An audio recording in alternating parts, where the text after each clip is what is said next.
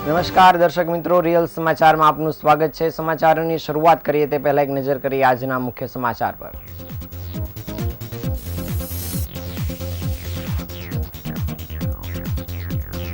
પહલગામમાં આતંકી હુમલામાં મૃત્યુ પામનાર શૈલેષ કળથિયાને પરિવારજનોએ ભારે હૈયે આપી અંતિમ વિદાય।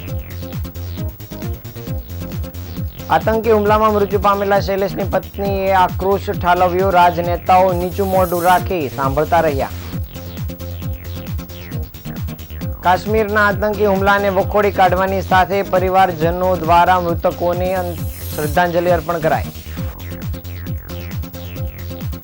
સુરતમાં વિશ્વ હિન્દુ પરિષદ બજરંગ દળ દ્વારા પાકિસ્તાન અને આતંકવાદનું પૂતળું બાળીને વિરોધ કરાયો। સુરત પાલિકા દ્વારા હીટવેવ એક્શન પ્લાનનું લોન્ચિંગ અને કેપેસિટી બિલ્ડિંગ વર્કશોપ યોજાયો। બમરોલી મેઇન રોડ પર મનપાની કાર્યવાહી, ગેરકાયદેસર દબાણ પર ચાલતી દુકાનોને સીલ કરવામાં આવી।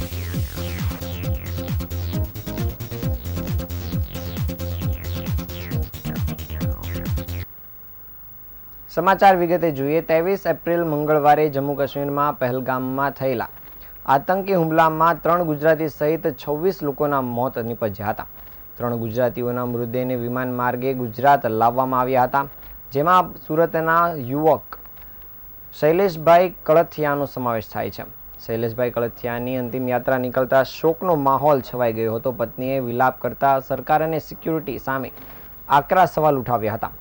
મૃતક શૈલેષભાઈની સ્મશાન યાત્રામાં લોકો સ્વયંભૂ રીતે જોડાયા હતા। મોટી સંખ્યામાં શૈલેષભાઈની સ્મશાન યાત્રા મોટા વરાછા વિસ્તારમાંથી નીકળી હતી, જેમાં પરિવારજનોના હૈયાફાટ રુદનથી ગમગીન માહોલ છવાઈ ગયો હતો।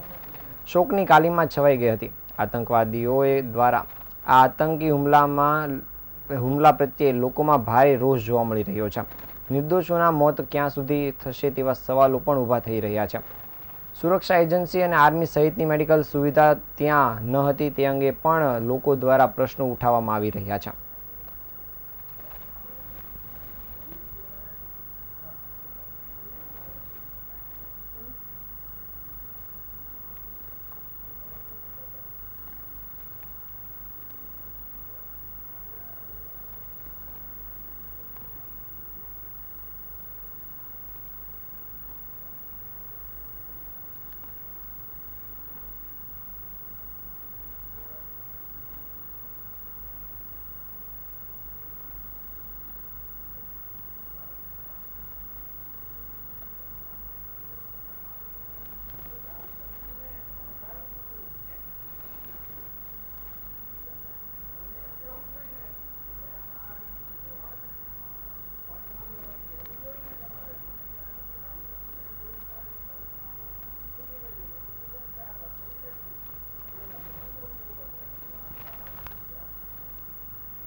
सामने आ गए और वो बोले मुसलमान अलग हो जाओ और हिंदू अलग हो जाओ, और हिंदुओं को सारे गोली मार जेंट्स को लगे और बाद में वो कहीं गायब हो गए और हम भाग के नीचे आ गए, उतर के बुरा पहाड़। बेटा कैसा लग रहे थे जो लोग थे वो? कितने लोग थे वो? कैसे मतलब वो एक दाढ़ी बहुत बड़ी थी, वो सर पर वो टोपी पहनी थी और कैमरा भी था सर।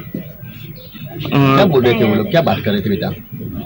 क्या बता रहे थे? बता नहीं बता, वो बोला बस मुसलमान अलग वाला और हिंदू अलग वाला, हिंदू को गोली मार के भाग गए। જમ્મુ કાશ્મીરના પહેલગામમાં થયેલા આતંકી હુમલામાં સુરતના શૈલેષભાઈ કળથિયાનું મૃત્યુ થયું હતું। આજે ગુરુવારે તેમની અંતિમ યાત્રા નીકળી હતી, જેમાં મોટી સંખ્યામાં લોકો જોડાયા હતા અને અંતિમ યાત્રામાં પરિવારજનોને સાંત્વના આપવા માટે કેન્દ્રીય મંત્રી સી.આર. પાટીલ પણ પહોંચ્યા હતા। તે સમય દરમિયાન મૃતકના પત્ની દ્વારા ભારે આક્રોશ ઠાલવવામાં આવ્યો હતો। મંગળવારે 22 એપ્રિલે જમ્મુ કાશ્મીરના પહેલગામમાં થયેલા આતંકી હુમલામાં 3 ગુજરાતીઓના જીવ ગુમાવ્યા હતા, જેમાં એક સુરતના શૈલેષભાઈ કળથિયાનો પણ સમાવેશ થાય છે। તેઓ પરિવાર સાથે કાશ્મીર ફરવા ગયા હતા અને આજે ગુરુવારે તેમની અંતિમ યાત્રા પણ નીકળી હતી, જેમાં મોટી સંખ્યામાં લોકો જોડાયા હતા।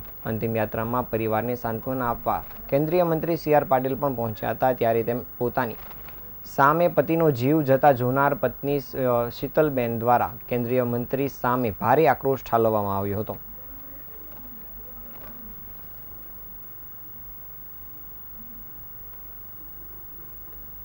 કોઈ ફેસિલિટી નહીં, કોઈ આર્મી નહીં, કોઈ પોલીસ નહીં. જ્યારે મોટા મોટા નેતા આવે, કોઈ વીઆઈપી માટે પાછળ કેટલી ગાડી, ઉપર હેલિકોપ્ટર શેનાથી હાલે છે? ટેક્સ પે કરે છે એના ઉપર નથી. વીઆઈપી માટે જે સર્વિસ છે એ આ લોકો માટે કેમ નથી? હું નીચે આર્મી કેમ્પમાં ચિલ્લાઈને કહેતી હતી કે ઉપર કેટલા લોકો જખમી છે, તમે લોકો જલ્દી કંઈક કરો. અમે ઉપરથી પડતા આખડતા નીચે ઉતરાતે હજી ઉપર કોઈ ફેસિલિટી ગઈ નહોતી. ઉપર આટલું બધું થઈ ગયું હતું, નીચે આર્મીને ખબર કેમ ન પડી કે ઉપર આ થઈ ગયું છે? આતંકવાદી અમારી સામે આવીને ગોળી મારી જાય છે. હિન્દુ મુસલમાનને અલગ કરીને હિન્દુના બધા ભાઈઓને ગોળી મારી છે. તો આપણી આર્મી કરે છે શું? લાખોની સંખ્યામાં આર્મી હતી ત્યાં. અને જે ટુરિસ્ટ પ્લેસ છે ત્યાં કોઈ આર્મીમેન નહીં, કોઈ પોલીસમેન નહીં, કે કોઈ ફર્સ્ટ એડ કિટ નહીં, કાંઈ જ સુવિધા નહીં. એમાંથી એક આર્મી મેન એવું કહે છે કે તમે લોકો ઉપર ફરવા શું કામ જાઓ છો? હવે તમે મને એ વાતનો જવાબ દો. જો આ રીતનું હતું તો તમે અમને જવાબ શું કામ દો છો? નહીં, હવે મારા ઘરનો સ્તંભ વયો ગયો છે. હવે તમે મને પાછો આપો, મારે બીજું કઈ ન જોઈએ. આજ પછી કોઈ દિવસ કોઈ વોટ જ નહીં કરતા. જો આપણી ગવર્મેન્ટને પોતાની જ સુવિધા રાખવી છે. તમારા પાછળ કેટલા વીઆઈપી હોય છે, કેટલી ગાડીઓ હોય છે. તમારો જીવ છે. આ ટેક્સ પે કરે છે એનો જીવ નથી. આ છોકરાઓનું શું? આનું ભવિષ્ય શું? આને ડોક્ટર બનાવી છે, આને એન્જિનિયર બનાવો છો. હું કઈ રીતે બનાવીશ? નહીં, મને ન્યાય જોઈએ. મારા છોકરાનું ફ્યુચર ખરાબ ન થવું જોઈએ. આટલા વર્ષની સર્વિસમાં એને ટેક્સ તમે કટ કરીને તમે સેલરી આપો છો ને, અને ઉપર જતા અમે કઈ પણ વસ્તુ ખરીદીએ છીએ, ક્યાંય જઈએ છીએ, ફરીથી ટોલ ટેક્સ બધા ટેક્સ તમે અમારી પાસેથી લ્યો છો. તો મારા ઘરવાળાને જ્યારે જરૂર હતી ત્યારે કોઈ ફેસિલિટી નથી મળી. મને એનો ન્યાય જોઈએ. તમે લોકો અહીંયા જ રહ્યો, તમે કહો મને કે તમે શું કરશો એના માટે. આ એક નહીં, આના જેવા જેટલા ભાઈઓ બધા નિર્દોષ હતા, બધાને આવડા છોકરા હતા. નહીં, સરકાર ખાલી કહે છે કે અમે કરશું. આ બધું બની ગયું. આ બધાને હોસ્પિટલ ખબર નહીં શું ફેસિલિટી મળી ન મળી. બીજે દિવસે આટલો કરફ્યુ, આટલી રોડ બંધ, રોડ ઉપર 100-200 જ્યાં જોઈને ઢગલા. નહીં સર, નહીં, સાંભળો, તમારે સાંભળવું પડશે. જયારે બધું પતી જાય પછી આપણી ગવર્મેન્ટ આવીને ફોટા પાડે છે કે અમે આર્મી ઓફિસર અહીંયા હતા, પોલીસ અહીંયા હતા, નેતા આવ્યા છે. પછી શું કામનું? કાશ્મીરના પહેલગામ નજીક બાઈસરન ઘાટીમાં થયેલા આતંકવાદી હુમલામાં 27 લોકોના મૃત્યુ થયા છે. સૌરાષ્ટ્ર પટેલ સેવા સમાજ અને જય જવાન નાગરિક સમિતિ સુરત તરફથી ઘટનાને વખોડી કાઢવામાં આવી છે, સાથે મૃતકોને શ્રદ્ધાંજલિ પણ પાઠવવામાં આવી છે. ગુરુવારે સવારે વરાછા બેંક ઓડિટોરિયમમાં મળેલી સભામાં કાશ્મીર ઘટનાને સૌરાષ્ટ્ર ઉપરનો હુમલો ગણાવ્યો હતો અને ઘટનાને સખત શબ્દોમાં વખોડી આતંકીઓને પાઠ ભણાવવા માંગ કરી હતી. કાર્યક્રમના પ્રારંભે ઉપસ્થિત સૌએ 2 મિનિટ મૌન પાળી મૃતકોને રાષ્ટ્રભાવ સાથે શ્રદ્ધાંજલિ પાઠવી હતી. સુરતના શૈલેષભાઈ કળથિયા તથા ભાવનગરના યતીશભાઈ પરમાર અને તેમના પુત્ર સ્મિત પરમાર એમ ગુજરાતના 3 સહિત કુલ 27 લોકોના પર્યટકોના મૃત્યુ થયા છે. તેમના પરિવારજનોને સાંત્વના સાથે શ્રદ્ધાંજલિ પાઠવવામાં આવી હતી. શ્રી સૌરાષ્ટ્ર પટેલ સેવા સમાજ સુરત અને જય જવાન નાગરિક સમિતિ સુરત તેમજ પટેલ સમાજ યુવા ટીમ અને મહિલા વિંગના ટ્રસ્ટીઓ કાર્યકર્તાઓને સભ્યોએ મૌન સાથે મૃતકોને શ્રદ્ધાંજલિ પાઠવી હતી અને શોક ઠરાવનું વાંચન કર્યું હતું.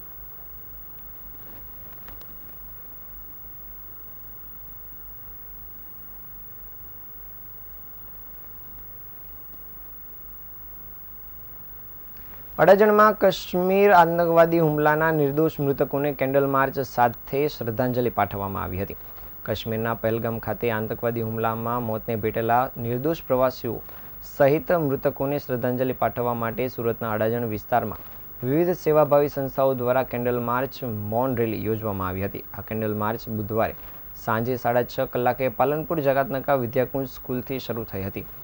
જેએલપી સવાણી સર્કલથી શહીદ શિરીષ મહેતા ચોક ખાતે પહોંચી હતી, જ્યાં મૃતકોને પુષ્પાંજલિ અર્પણ કરી શ્રદ્ધાંજલિ પાઠવવામાં આવી હતી. કેન્ડલ માર્ચમાં રાજ્યના પૂર્વ કેબિનેટ મંત્રી અને ધારાસભ્ય પુણેશભાઈ મોદી, શહેર ભાજપ પૂર્વ પ્રમુખ નીતિનભાઈ ભજીયાવાલા, વિદ્યાકુંજ સ્કૂલના મહેશભાઈ પટેલ, માજી વોર્ડ પ્રમુખ જીતેશભાઈ મહેતા સહિતના વિવિધ સંસ્થાના કાર્યકરો મોટી સંખ્યામાં લોકો ઉપસ્થિત રહ્યા હતા.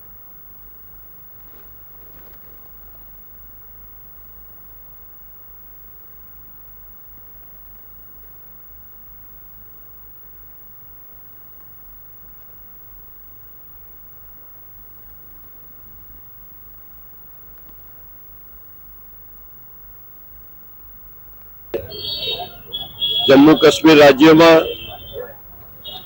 જે કાયરતાપૂર્ણ આતંકવાદી હુમલો એને સખ્ત શબ્દોમાં અમે વખોડીએ છીએ.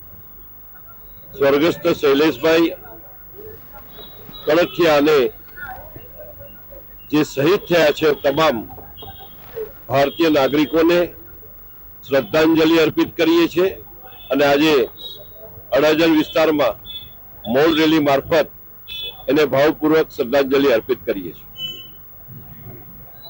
પહેલગામ ખાતે માંડ હારે પડેલી પરિસ્થિતિમાં દેશ વિરોધી તત્વોએ જે રીતે આ કાયરતાપૂર્ણ રીતે હુમલો કર્યો છે, હિન્દુસ્તાનના નિર્દોષ નાગરિકોની હત્યા કરી છે, તે બદલ અમે દુઃખની લાગણી વ્યક્ત કરીએ છીએ. આ કાયરતાપૂર્ણ હુમલાનો સખત જવાબ અપાશે. ખરેખર તો જે પર્યટકો હતા એ સ્થાનિકોને રોજીરોટી ત્યાં પૂરી પાડતા હતા, એની પર હુમલો કરીને આ સ્થાનિકોની રોજીરોટી પર પણ આ આતંકવાદીઓએ હુમલો કર્યો છે એવું મારું માનવું છે અને આ હુમલાને હું સખત શબ્દોમાં વખોડી કાઢું છું. આજે અડાજણ ખાતે આ લોકોની શ્રદ્ધાંજલિમાં મૌન કેન્ડલ માર્ચ કાઢવામાં આવી છે, એમાં અમે સૌ જોડાયા છે. સુરતમાં નવી સિવિલ હોસ્પિટલ ખાતે તબીબો, મેડિકલ અને નર્સિંગ સ્ટાફ દ્વારા પહેલગામમાં થયેલા હુમલાને વખોડી કાઢીને શ્રદ્ધાંજલિ પાઠવવામાં આવી હતી. જમ્મુ કાશ્મીરના પહેલગામમાં થયેલા કાયરતાપૂર્ણ આતંકવાદી હુમલામાં મૃત્યુ પામેલા પર્યટકોના આત્માને શાંતિ માટે શહેરભરમાં ઠેર ઠેર પ્રાર્થના સભા યોજાઈ રહી છે.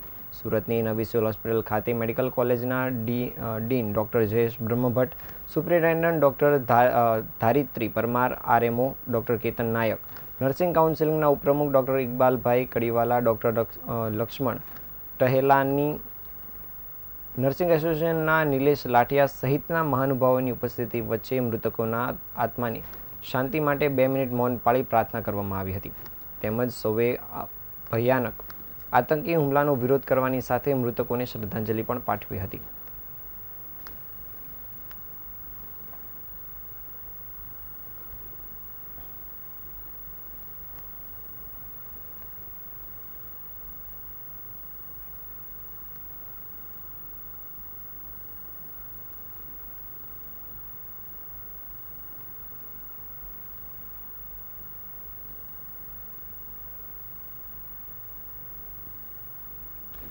બાવીસ એપ્રિલે પહેલગામ હુમલામાં 3 ગુજરાતી સહિત 26થી વધુ લોકોના મૃત્યુ થયા છે, જે દેશ માટે ગમગીન ઘટના છે. મોડી રાત્રે મૃતકોના મૃતદેહ વતન પરત લાવ્યા બાદ આજે સવારે મૃતદેહને અગ્નિદાહ આપવામાં આવ્યો હતો. ત્યારે આજે રાજ્યભરમાં નિર્દોષ મૃતકોને શ્રદ્ધાંજલિ આપવાની સાથે સાથે વિરોધ પ્રદર્શન પણ કરવામાં આવી રહ્યું છે. વિશ્વ હિન્દુ પરિષદ, બજરંગ દળ, ઈચ્છાપુર પ્રખંડ, રાંદેર જિલ્લા તરફથી ધરણા પ્રદર્શનની સાથે સાથે પૂતળા દહનનો કાર્યક્રમ પણ યોજવામાં આવ્યો હતો, જેમાં આતંકવાદનું પૂતળું બાળીને વિરોધ કરાયો હતો.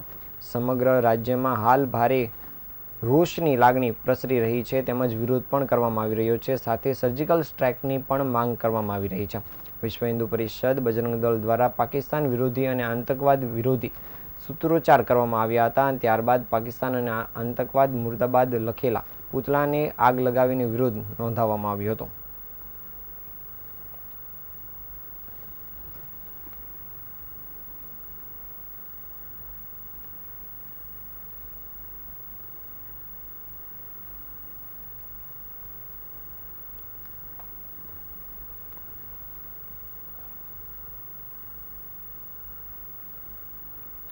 ઉનાળાના દાયકાની કડાકાવાળી ગરમી સાથે શહેરને વધુ સજ્જ બનાવવા માટે સુરત મહાનગરપાલિકા દ્વારા હીટવેવ એક્શન પ્લાનનું ભવ્ય લોકાર્પણ કરવામાં આવ્યું છે. આ પ્રસંગે એક દિવસીય કેપેસિટી બિલ્ડિંગ વર્કશોપનું પણ આયોજન કરવામાં આવ્યું હતું, જે આજે સવારે 10 વાગ્યાથી સાંજે 4 વાગ્યા સુધી પાલ વિસ્તારમાં આવેલા રિવોલ્ટિંગ રેસ્ટોરન્ટ ગેલેક્સી ખાતે યોજાયો હતો.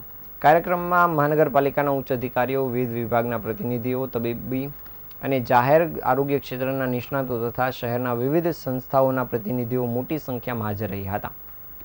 હીટવેવ એક્શન પ્લાન દ્વારા વધતી ગરમીથી થઈ શકે તેવી આરોગ્ય સમસ્યાઓ અંગે જનજાગૃતિ ફેલાવવા, તાત્કાલિક કાર્યવાહી માટે પ્રક્રિયા નિર્ધારિત કરવી અને આંતરિક વિભાગીય સમન્વય વધારવા અંગે બાબતો ઉપર ભાર મૂકવામાં આવ્યો હતો. વર્કશોપમાં ભાગ લેનાર અધિકારીઓએ હીટવેવની સ્થિતિમાં શું કાર્યવાહી કરવી તે અંગે માહિતી આપવામાં આવી હતી અને પૂર્વ તૈયારીના ભાગરૂપે વિવિધ મુદ્દાઓ પર ચર્ચા પણ કરવામાં આવી હતી. કાર્યક્રમના અંતે સુરત મહાનગરપાલિકા તરફથી અપેક્ષા વ્યક્ત કરવામાં આવી હતી કે શહેરના તમામ વિભાગો આ એક્શન પ્લાનને વ્યાપક રીતે અમલમાં મૂકે અને વધુમાં વધુ નાગરિકોને પણ તેના વિશે અવગત કરાવશે.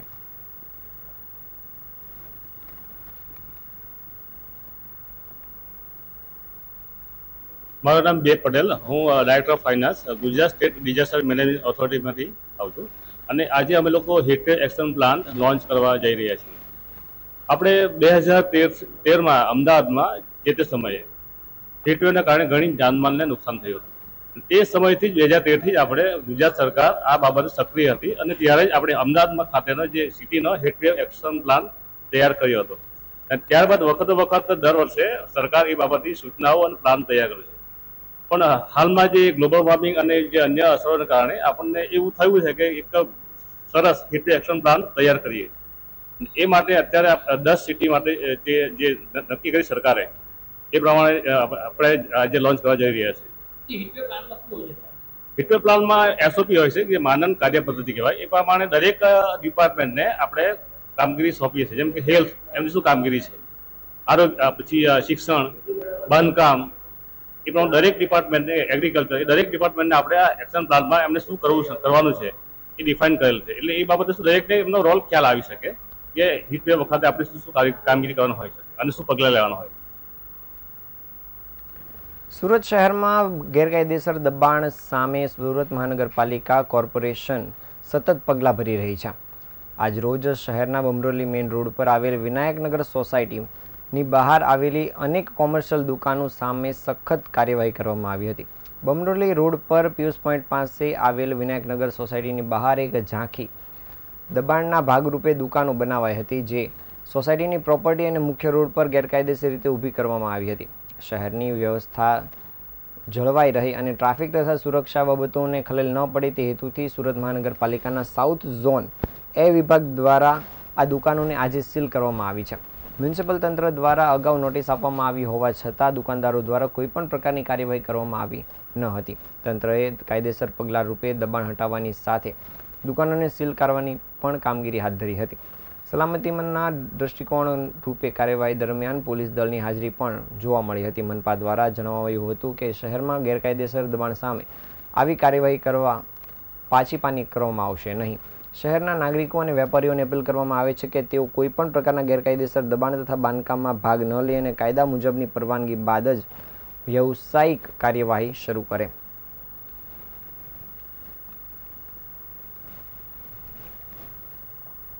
આ તાજના સમાચાર. નવા સમાચાર સાથે મળતા રહીશું. ત્યાં સુધી રજા આપશો. નમસ્કાર.